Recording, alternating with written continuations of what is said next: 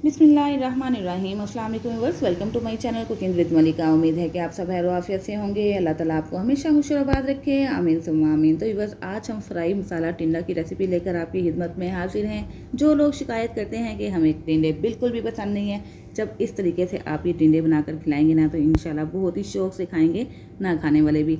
बहुत ही लजीज, बहुत ही जल्दी बन जाने वाली ये रेसिपी है। इंशाल्लाह आपको बेहद पसंद आने वाली है, इसलिए आपने रेसिपी को बिल्कुल आखिर तक वॉच करना है, ताकि हर स्टेप आपको अच्छे तरीके से समझ में आ सके। यहाँ पे हमने देसी टिंडे लिए। देसी टिंडों की लोग आप चेक कीजिए, इस तरह थोड़े से डार्क शेप में होते हैं, थोड़े से छोटे शेप में होते हैं। तो 1 किलो टिंडो हैं, जिसको मैंने छील लिया है। छीलने के तरीके को भी मैं आपसे शेयर करने वाली हूँ कि इसको हमने किस तरीके से छीला है और इसको धोना कैसे है और उसके बाद इसको काटना कैसे है। इंशाल्लाह मुकम्मल गाइड करूँगी आपको। तो यहाँ पे हमने एक टिंडा रखा था ताकि आपको दिखा सकें। बाकी हमने टिंडे छीलकर और बिल्कुल इसी तरीके से काट के रख लिए हैं एक बाउल के अंदर। तो यहाँ पे मैंने पिलर का इस्तेमाल किया। पिलर से एक तो छिलके आपके बहुत ही बारीक और पतले उतरेंगे, ये आपके टिंडे बिल्कुल भी ज़ाया नहीं होंगे। ये देखिए कितना बारीक सा छिलका उतरा है। और दूसरी बात ये कि बहुत जल्दी से स्पीडली ये टिंडों के छिलके आपके उतर जाएंगे। छुरी की मदद से आप छिलेंगे ना, तो आपको थोड़ा सा टाइम भी लग सकता है। तो इस तरह ये सारे टिंडे हमने छीलने के बाद बहुत ही अच्छे तरीके से धोए थे। ये जो एक टिंडा रह गया, इसको भी मैंने बहुत अच्छे तरीके से धो लिया है, हाफ कट करके। इसके बाद इसकी हमने लंबी काशें काटनी है। ये देखिए, ये लंबी लंबी काशें मैंने काट ली हैं। तकरीबन एक पीस की मैंने 4 से 3 काशें काट लेनी है, ठीक है। ना बहुत ज़्यादा पतली, ना ही बहुत ज़्यादा मोटी। तो बस ये टिंडों की कटिंग भी आपने देख ली है। अब हमें लेना है प्याज। 3 मीडियम साइज़ के प्याज को मैंने बहुत ही बारीक बारीक कट करके रख लिया है। और साथ ही एक पेस्ट बनाएंगे। 2 बड़े टमाटर हैं, 15 से 20 चवे लहसुन के हैं, 1.5 इंच अदरक का टुकड़ा है, 4 से 5 हरी मिर्चें हैं। इसकी पेस्ट बना के हम रख लेंगे। तो इससे पहले हमने क्या करना है, एक बर्तन चूल्हे पे रख देंगे। इसके अंदर तकरीबन 1 कप के करीब कुकिंग ऑयल शामिल कर देंगे। और उसके बाद हमने इसके अंदर शामिल कर देने हैं टिंडे।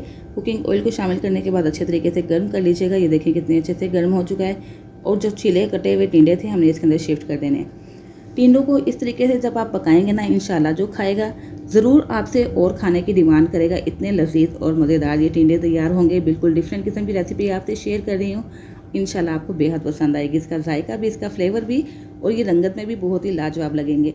और जब तक टिंडे फ्राई हो रहे थे, हमने इसी दौरान में पेस्ट भी बनाकर रख ली है, लहसुन, अदरक, हरी मिर्च और टमाटर की। और टिंडों को फ्राई तकरीबन आपने 8 से 10 मिनट तक करना है हाई फ्लेम पे।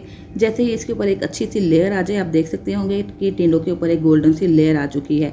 तो इस लेयर आ जाने तक आपको ये टिंडे फ्राई करने होंगे। इसके 2 फ़ायदे होंगे। एक तो इंशाल्लाह फ्लेवर डेवलप होगा ही, दूसरा ये कि ये टिंडे तकरीबन 30 to 40% तक गल चुके होंगे। ये देखें थोड़े से ट्रांसपेरेंट होते जा रहे हैं ना, तो बस ये थोड़े से गल भी चुके हैं और अच्छे से फ्राई भी हो चुके हैं। बस इस तरीके से आपने ये टिंडे फ्राई करने हैं 8 से 10 मिनट लगा के। और यही ऑयल हम दोबारा यूज़ कर लेते हैं जिसके अंदर हमने टिंडे फ्राई किए हैं। इसके अंदर हमने कटे हुए प्याज को शामिल कर दिया है और प्याज को हमें लाइट गोल्डन कलर आ जाने तक फ्राई कर लेना होगा। तो यहाँ पे बस प्याज फ्राई हो रहा है। ये देखें कितने अच्छे से पिंकिश सा इसका कलर आ चुका है। बहुत ज़्यादा हमें डार्क कलर में इनको फ्राई नहीं करना है। उसके बाद हमें इसके अंदर शामिल कर देने हैं कुछ मसाले। मसालों में मैंने 1 टेबलस्पून भर के शामिल कर दिया है सूरज मिर्च पाउडर, 1/4 टीस्पून हल्दी पाउडर शामिल कर देंगे। नमक आप अपने टेस्ट के अकॉर्डिंग शामिल कर दें। यहाँ पे मैंने 1 टीस्पून नमक शामिल किया है। 1 टीस्पून भर के कसूरी मेथी शामिल कर देंगे, जो कि खुश्क है। और साथ ही यहाँ पे मैंने ½ टीस्पून शामिल कर दिया है सौंफ का पाउडर। जी हाँ व्यूअर्स, आपने सौंफ का पाउडर डालना बिल्कुल भी नहीं भूलना है। टिंडे के अंदर अच्छा सा फ्लेवर डेवलप करने के लिए और बिल्कुल डिफरेंट सा फ्लेवर लाने के लिए पाउडर आपने ज़रूर इस्तेमाल करना है सौंफ का। इंशाल्लाह बहुत ही अच्छा फ्लेवर आएगा। और जैसे ही मसाला भुन जाएगा, तकरीबन 30 सेकंड के लिए हमने बगैर पानी डाले मसाले को भून लिया है। उसके बाद हमने टमाटर, लहसुन, अदरक और हरी मिर्च की जो पेस्ट बना के रखी थी ना, वो इसके अंदर शामिल कर देंगे। इसको भी थोड़ा सा भून लेंगे। उसके बाद ½ कप के करीब पानी शामिल करके इस ग्रेवी को पकने के लिए छोड़ देते हैं 8 से 10 मिनट के लिए। और यहाँ पे मीडियम टू लो फ्लेम पे ग्रेवी को पकते हुए तकरीबन 10 मिनट हो चुके हैं। ये देखें इसके अंदर जो प्याज थे ये अच्छे से सॉफ्ट हो चुके हैं और स्पैचुला की मदद से ये बिल्कुल अच्छे से मैश होते जा रहे हैं। बस 1 से 2 मिनट के लिए हाई फ्लेम पे दोबारा से इस मसाले की भुनाई कर लेते हैं, ताकि इसके अंदर जो भाप वगैरह बने हैं ये भी खुश्क हो जाए। उसके बाद कुछ पाउडर मसाले शामिल करेंगे।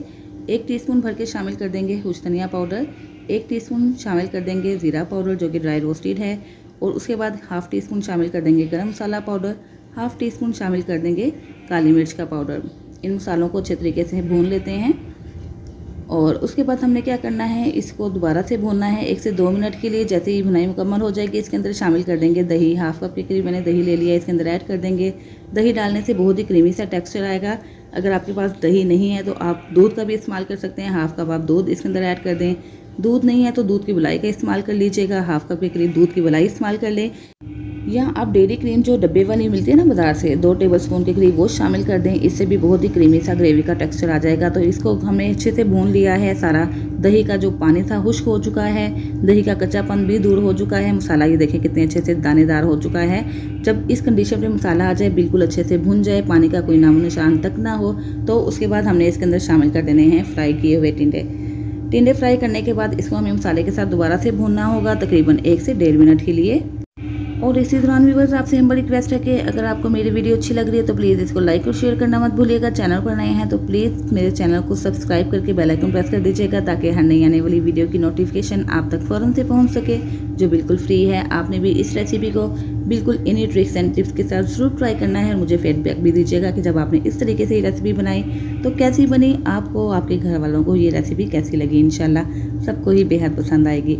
तो हमने टिंडे दोबारा से अच्छे से भून लिए मसाले के साथ। मसालों का फ्लेवर इनके अंदर आ चुका है। हाफ कप के करीब हम इसके अंदर पानी शामिल करेंगे। इसको हमें दम पे रखना है तकरीबन 30 से 35 मिनट के लिए। इसके बाद मैं आपको इसकी फाइनल लुक दिखाऊंगी। तो यहाँ पे टिंडों को गलते हुए तकरीबन 35 मिनट हो चुके हैं। जब ये बिल्कुल मलाई की तरह नरम हो जाए तो उसके बाद आप इसको इंजॉय कर सकते हैं तंदूरी रोटी के साथ। पराठा ले लीजिए, हमीरी रोटी के साथ खाइए, जिस तरह भी खाएंगे इंशाल्लाह आपको बेहद मज़ा आएगा। ये देखिए कितने यमी लग रहे हैं, जितने देखने में लाजवाब है ना, खाने में उतने ही मज़ेदार हैं। ज़रूर ट्राई कीजिएगा और फीडबैक भी दीजिएगा। इसके साथ ही बस इजाज़त दीजिए, फिर हाजिर होंगे इंशाल्लाह एक नई रेसिपी के साथ। अपना बहुत सा ख्याल रखिएगा, मुझे भी दुआओं में याद रखिएगा। अल्लाह हाफिज़।